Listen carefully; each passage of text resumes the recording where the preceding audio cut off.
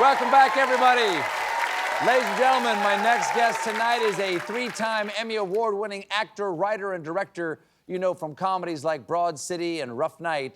He's also the co-creator, co-showrunner, and star of the hit show Hacks, which is back for its fourth season. Hey, girls, hey, how are you? Smile. People are starting to stare, so smile, damn it. Laugh, laugh. Oh, Deborah. Now, both of you listen to me. This is how this is gonna go. You're gonna stay out of each other's way. You're gonna keep your hands to yourself. You're gonna keep your panties to yourself, all right?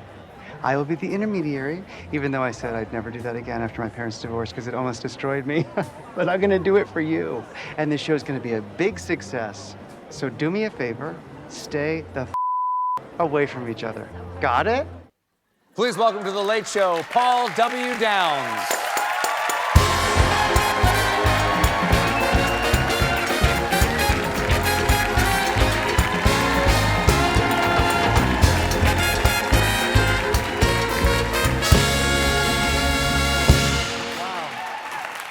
Hi, nice to meet you. Nice to meet you, too. I'm a big fan of Hacks. And I'm a big fan of yours. Well, you're very kind. Yeah, since Strangers with Candy. What? Since Strangers with Candy. Since Strangers Of with Candy, course. so you're emotionally damaged. I am. That's I am. interesting. Yeah. Well, not only are you co-creator, but you also play Jimmy, the very put-upon agent who we just saw in that clip. Yeah. He doesn't seem to be able to catch a break with any clients at all. No. And you also write the show. Why don't you just write a better situation for Jimmy?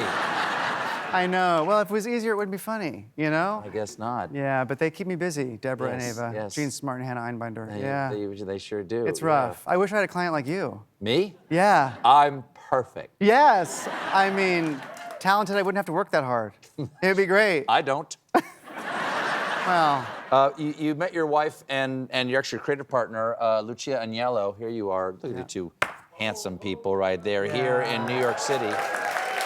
So you met in New York. Excellent place to meet a girl, in my opinion. Yeah. What first attracted you to her? Well, you know, we actually met in a level 1 improv class at the Upright Citizens Brigade Theater. Sure. And yeah, I was super early. I was super nervous, my first class. She came in 15 minutes late, nonplussed. She's like, what are we working on? What are we doing? And I was like, who is this? And then a couple weeks later, we were doing a scene, and you know there's a teacher there. Mm-hmm. And as I'm doing the scene, I hear her say, write that down, to the teacher. As if she was her, I don't know, writer's assistant or something. Something that you said in the Something the that I sketch? said, which is not really what you do in an improv scene. It's write things exactly down. what you don't do. Yeah, Right. exactly. But I knew she had taste, you know? And you had to respect that. I have to respect You had that. to respect that. Yes. You actually you're a trio as a creative team.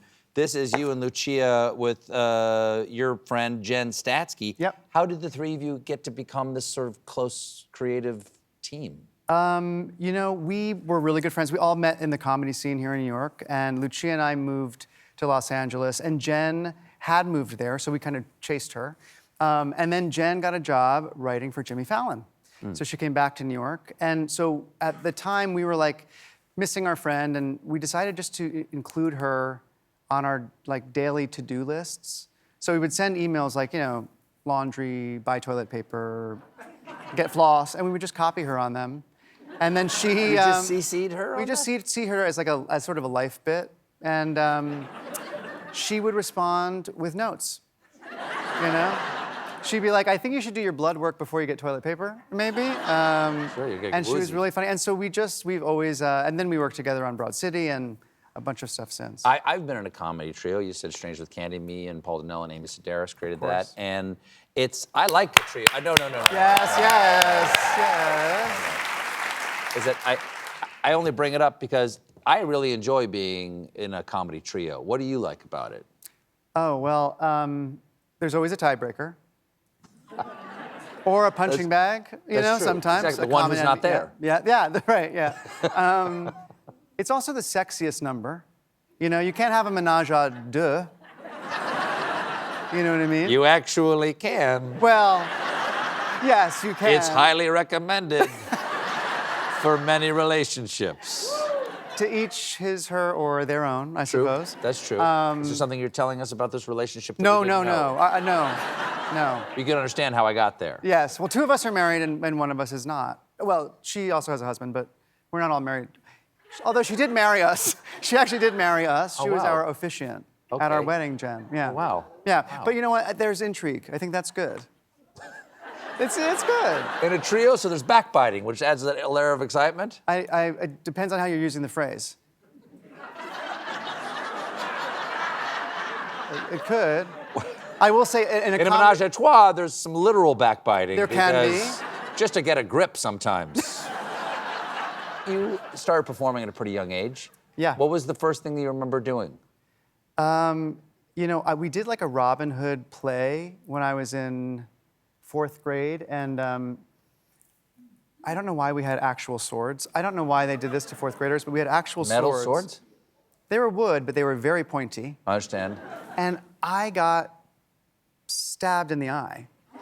Yeah, and I went to an optometrist who said, okay, so you have a cut, and we have to cover it, but if you move one eye, you move the other eye. So he said, so we have to cover the other eye. So I spent weeks in school, like, both eyes covered. Did you have to leave the play? Oh, yeah. Oh, the play ended. The play stopped.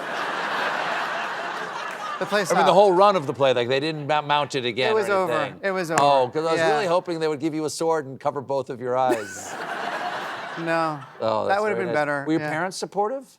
Very. I mean, I really wanted to do. I really wanted to be an actor, and I'm from New Jersey, and they would take the train with me. Yes, give it up for New Jersey. Yeah.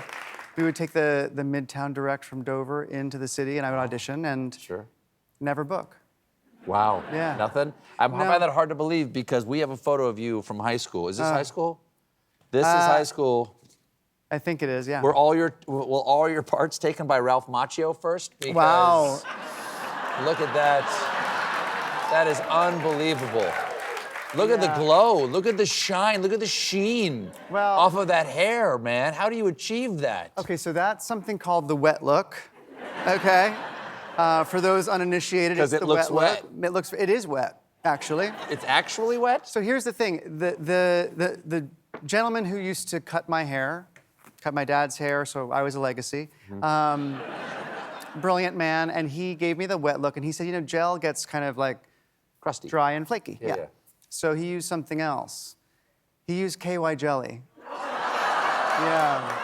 Which he gave to me, and I didn't even know what it was at the time. So, yeah, that was my high school experience, was using KY jelly only in my hair. Not for anything else.